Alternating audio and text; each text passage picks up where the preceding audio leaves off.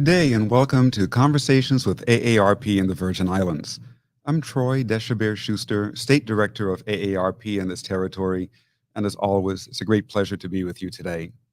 AARP is a nonprofit, nonpartisan organization dedicated to empowering Americans 50 years of age and older to choose how they live as they age. Through its policies and advocacy, AARP remains committed to advocating for the dignity, worth, and potential of every individual, regardless of age, race, gender, sexual orientation, or gender identity. Our policy work at the community, state, and national levels serves all communities, and we stand proud to support the LGBTQ members, allies, and other critical stakeholders. With nearly 900,000 of our 38 million members self-identifying as LGBTQ+, AARP works hard to fight for and equip individuals to live their best lives. Today's edition of In Conversation with AARP Virgin Islands is designed to raise awareness of the unique challenges faced by the LGBTQ+ community living in the Virgin Islands, and to start a discussion about the things we can all do to be more understanding and accepting of this community. Today, I'm joined by Dr. Muria Nisbett, clinical social worker and advocate for the LGBTQ+ community on St. Thomas, and Ann Muller, regional director of PFLAG in the Gulf region. So, Ann, welcome. Thank you for having me. And Muria, thank you and welcome to the show. Thank you so much for having me. A pleasure. So, first of all, we're here to talk about the LGBTQ+ community in the Virgin Islands, particularly in St. Thomas and also St. Croix and St. John.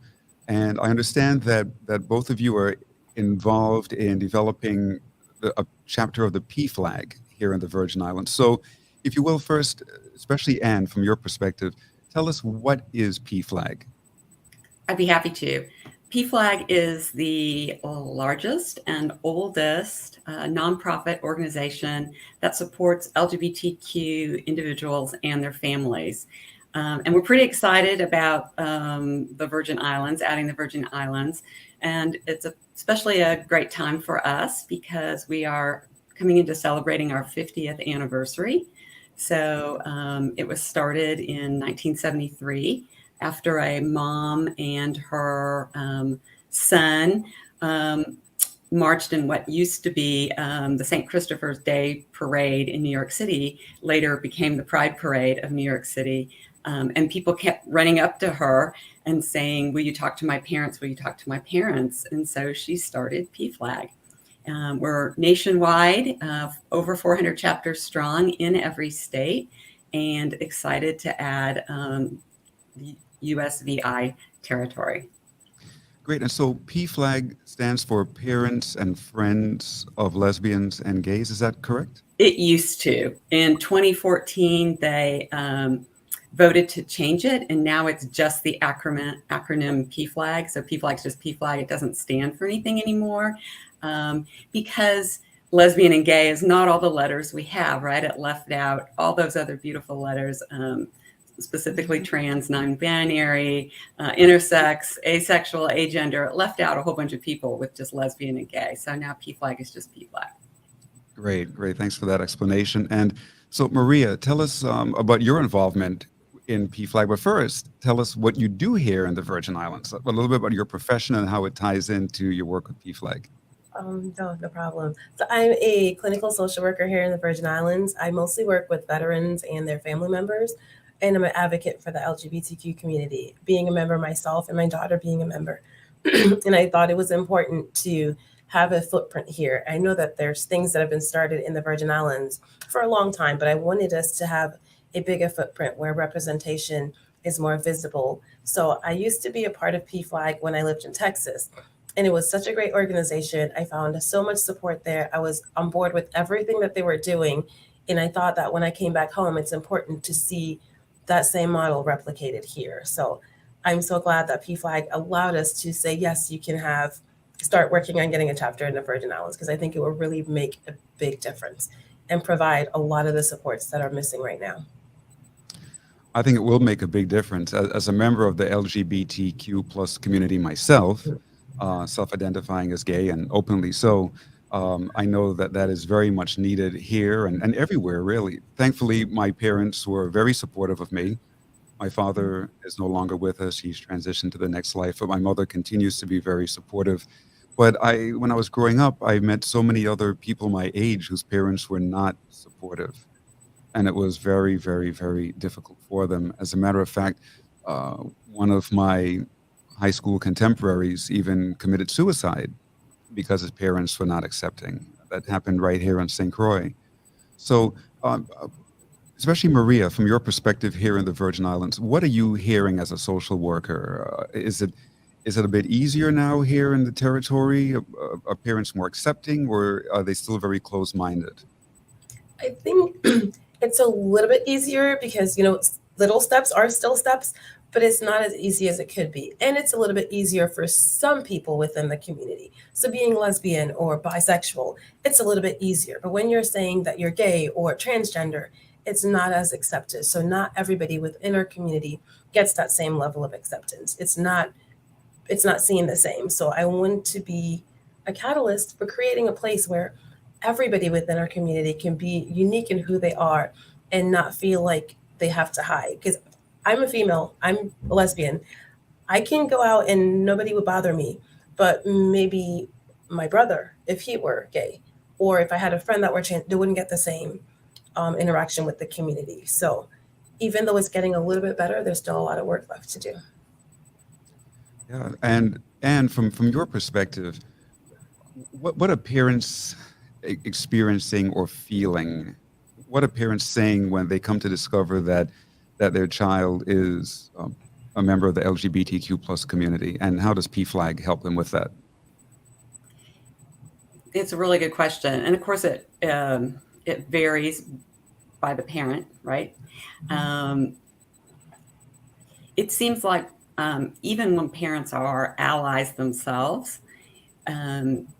they still have an adjustment period when they learn that their loved one is LGBTQ. And most parents have deep worry. That was how I felt when my child came out as transgender. There was never a question in my mind that I would always love this kiddo of mine.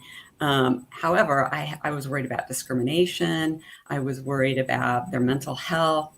I was worried about, their life in general, and it was going to be harder than not being LGBTQ, right? So that's normally what parents come with. Sometimes they come with religious questions. Sometimes they come with questions of extended family or family culture that are particularly difficult for them to work through. And so what PFLAG really supplies for these families is support. And we meet folks where they are. We, like AARP, we too are nonprofit and not political. Although we'll stand up against bad bills, right? We, have no political leaning, so anyone can come to us. We meet them where they are.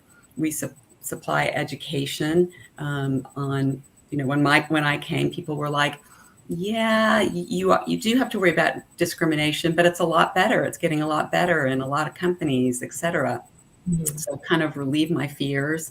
And then we advocate for LGBTQ individuals. So, and we do that kind of all, and you can do that all at one time, right? When you help a family learn about their loved one and learn to affirm their loved one, you're supporting, educating, and advocating all in one step.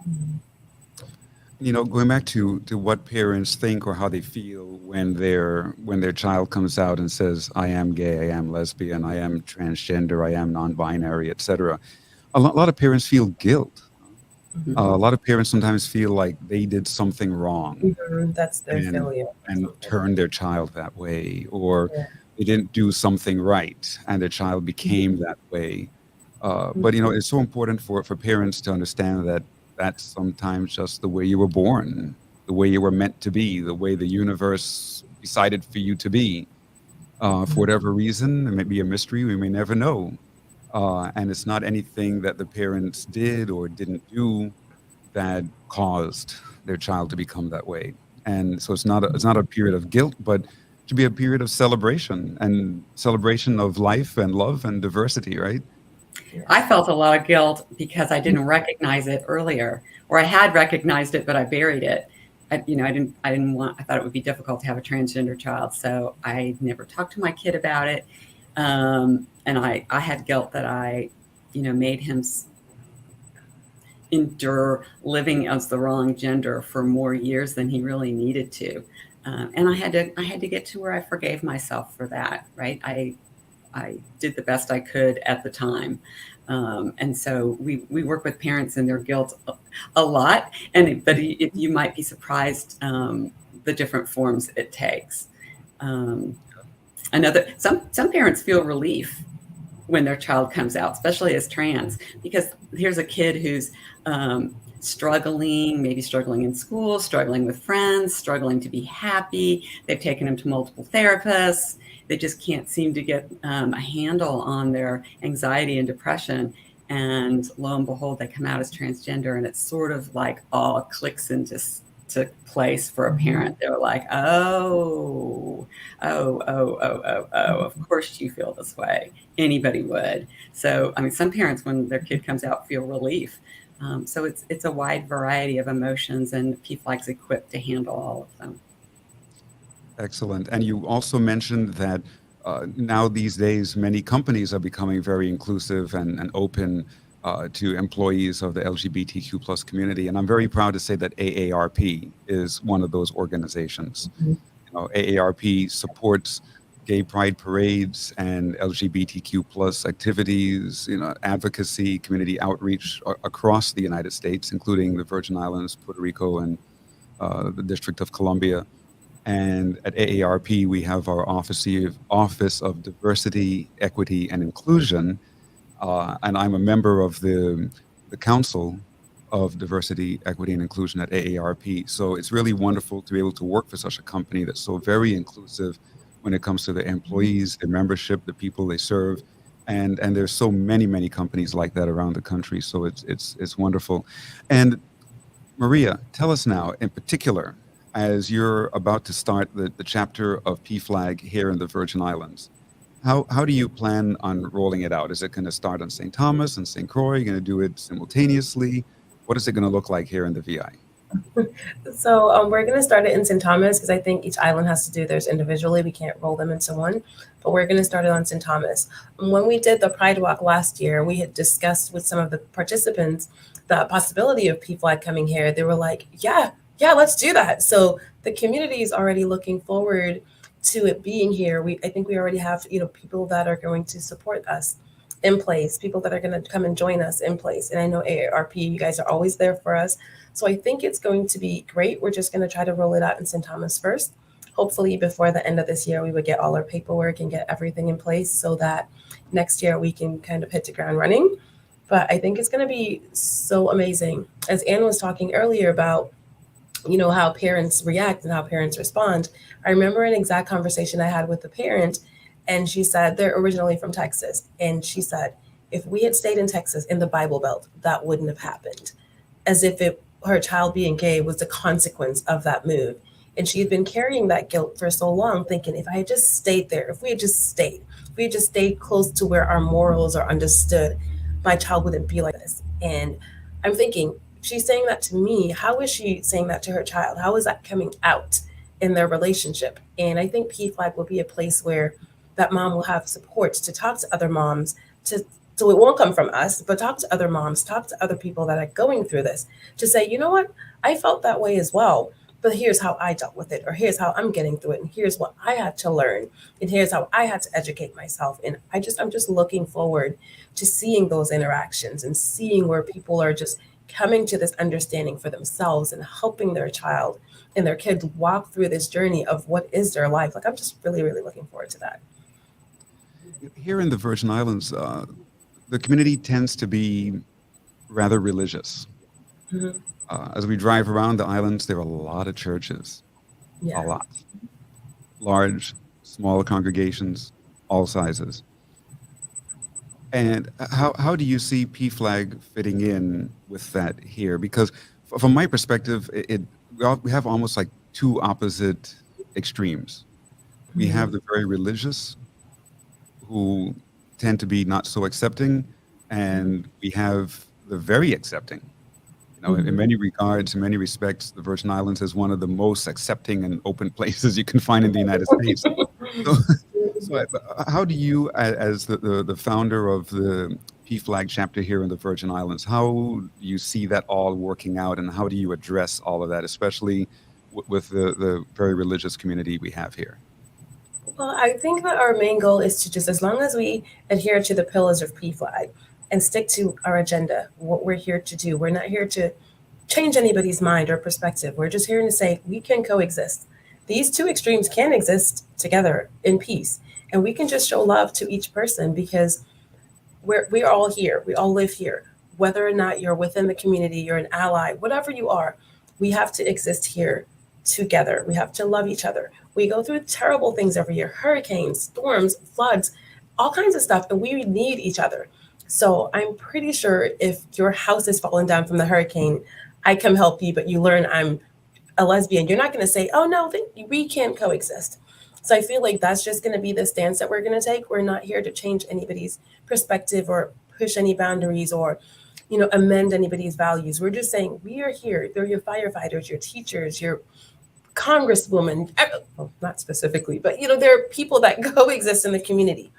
And it's okay for us to just love each other unconditionally and just coexist unconditionally. Look out for each other. Treat us as human, because at the end of the day, we're all human and we're just here to live, laugh, and love.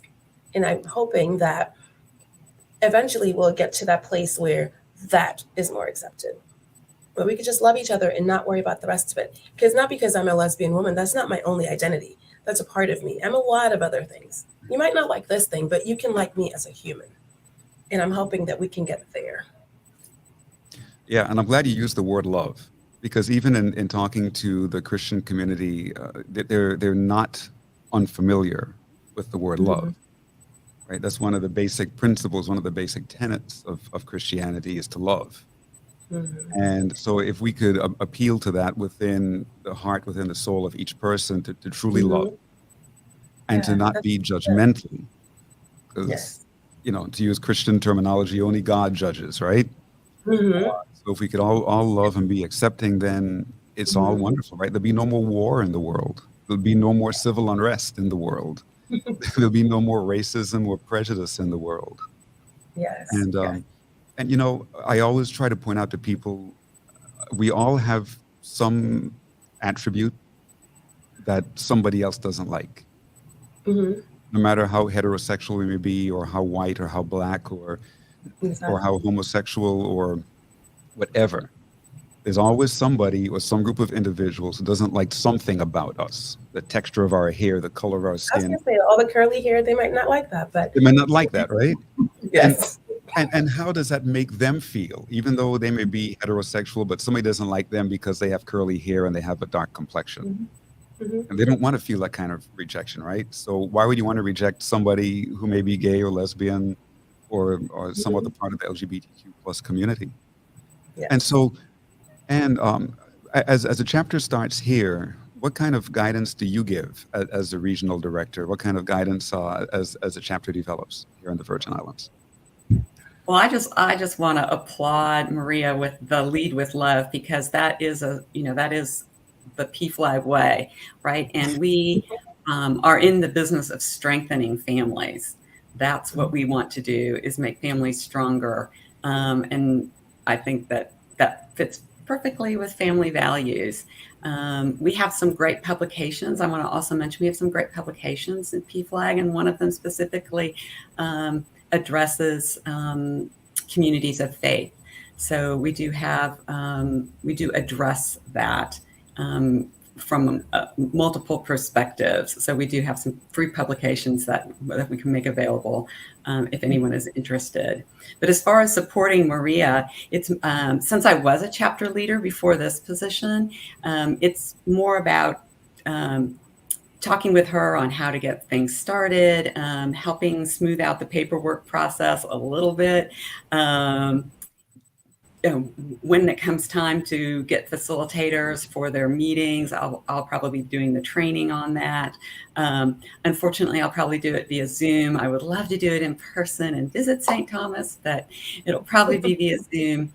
But just, supporting her and the other chapter leaders, getting them connected with chapters that have recently gone through the process that they're going to go through as far as, all the paperwork and starting up and all those questions. So marrying them with a sister chapter that has recently gone through formation is also really helpful. So that's what we provide. We provide sort of an overview and a structure of how to form a chapter and things to look at. But each chapter is its own 501c3 organization, and each chapter has its own board of directors. So they'll be answering the needs of their community. So there's a beautiful kind of harmony there of having the support of a national organization, having the support of national publications and national name recognition, and also being able to model your chapter after what your community needs. And so I think it's a sweet spot that we hit there. Nice. And you mentioned publications that you have, especially publications that speak to the communities of faith. How can one obtain some of these publications? They're all on a landing page on our website. So it's pflag.org/coming out. And so all of the it's a landing page, pflag.org/coming out. It has all of our publications. We talk about transgender. We talk about military families. We have one for grandparents, AARP. We have a special publication for grandparents. Most of our publications are offered in Spanish and English.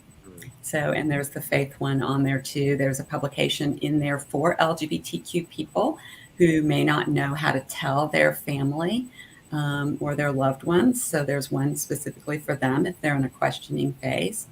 So it's all on the landing page there. People can find chapter information on that landing page and other things that they can listen to if they like podcasts or other educational training. It's all there, pflag.org/coming out. Great. Thanks for that information. And Muria, as you've been working on establishing the chapter here in the Virgin Islands, I'm sure you've been speaking with people in the community about it. I know you've had to file for the articles of organization and so forth. What kind of response are you getting from the community so far? What kind of feedback are you getting as you're talking about it? Good. I was actually thinking that I was going to get more backlash, but I haven't gotten any of that yet. So I'm really, really happy about that. But I'm also in this phase where it's like, oh my God, it hasn't happened. Is it coming? But we've gotten really positive responses and people that are looking forward to having that, because again, it's just a place for support. So we're not this organization that's just going to come up and just completely change the landscape of the island. It's just a place for support where support is needed. And it's something that's been missing from the islands for a lot. So I think based on the conversations that I've had, that I haven't had any negative responses at all yet. So I'm hoping that will continue throughout this whole process. But so far, I haven't had any negative feedback at all. In your work here in the Virgin Islands as a clinical social worker, have you had to do any interventions? Have there been any really bad, without getting any and giving any details, has there ever been any bad situation where a young person who is a member of the LGBTQ plus community has been shunned by their family and you had to intervene? Have you come into any bad situations here? No, not in my work, because like I said, I work mostly with veterans and their family members. So We work on different issues. I haven't really encountered that. However, last year after we did the Pride Walk, I did get some calls from people in the community. It was like, oh, I saw your thing in the paper. I know this lady and her son's coming out. Can you please call her? So I have spoken to some parents from that event, like came out of that event, but not within my everyday work. But the ones that I spoke with last year, it was almost like, yes, we need to do PFLAG, because had we not been doing that Pride Walk and there wasn't conversations, who were going to receive those phone calls? Like, where would they have went? You know, these moms was just been left to just figure it out. And they shouldn't have to. We have a huge community. Nobody should just have to be left alone to figure it out. So that was the final, I guess, validation that I needed, that this is something that we need to do here. And are you looking for volunteers to be part of PFLAG? What kind of support do you need from the community? Yes. So once we get once we get everything all situated with Anne's help, we are going to need volunteers. We're going to have to create some subcommittees just to make sure that we're showing up in all the places that we need to be, and we're fully functional to be able to meet the needs of the people on the islands. Because I feel like once we get up and ready, we're going to have a lot. There's a lot of need, and it's going to be verbalized. So we are going to need volunteers and subcommittees once we are all incorporated. Great. So now we have just about 2 minutes left. So Anne, if you go first by telling us, how can people find more about PFLAG on the national level, and again, about where to find those publications? Well, I want to mention also that while you're waiting for the islands to get their meetings going, you can join some communities online. So if you'll go to pflag.org/communities, you can see some specialized communities that we have that meet virtually. And I'll also share my email. It's gulfrd@pflag.org. And so if you're wanting some personal help getting yourself situated with an online virtual support, I can help you there too. But we have, again, Spanish-speaking virtual offerings out of Orlando, and then also out of our national office. So be happy to connect people with that. Fantastic. And Muria, how can people find more about PFLAG in the Virgin Islands? Do you have a website yet? Has that been stood up yet, or are you still working on that? We're still working on that. We have a coming soon Facebook page. It's just called PFLAG St. Thomas Coming Soon, because we're not official yet. So we're just getting people organized there. So it's PFLAG St. Thomas Coming Soon. They can join our Facebook page, and then they can see the events that we have coming up for this month, for Pride Month. And then that's where we're going to be posting basically our status and our updates of, as we get closer to fully launching PFLAG here in the Virgin Islands. So PFLAG St. Thomas Coming Soon is the Facebook page.